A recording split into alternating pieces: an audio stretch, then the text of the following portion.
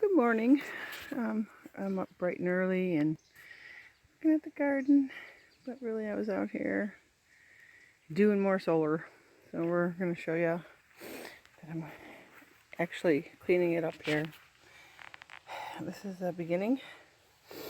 Instead of having it run that way, which I'm just going to put the original thing back on there. And I ran this under the bed. And I'm going to do something, a platform or strap or something to support the inverter. So it's inside, out of the weather.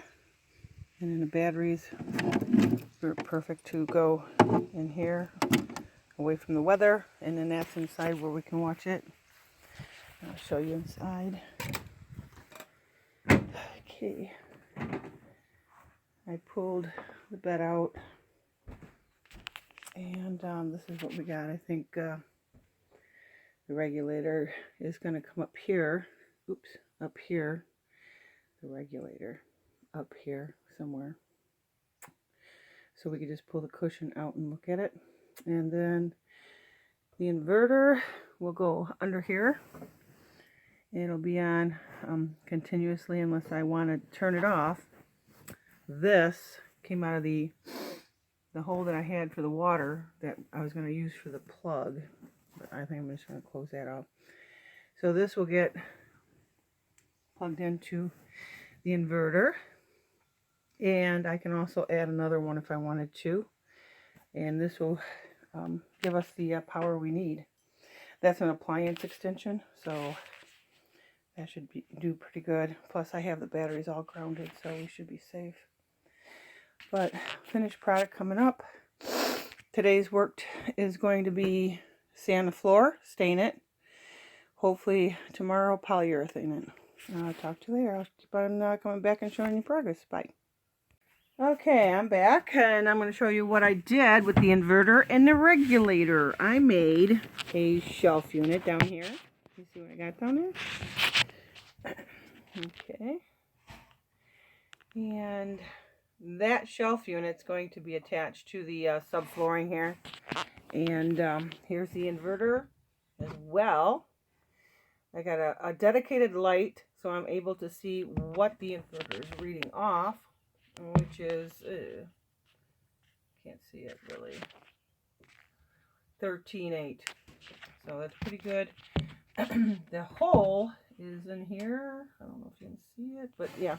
I take you outside, but that's going to be secured. The inverter, they're going to be zip tied to that shelf unit there, so it doesn't fall around or move around if we're traveling. And we'll just go out here and show you what I got here. We got it closed now, nice and neat.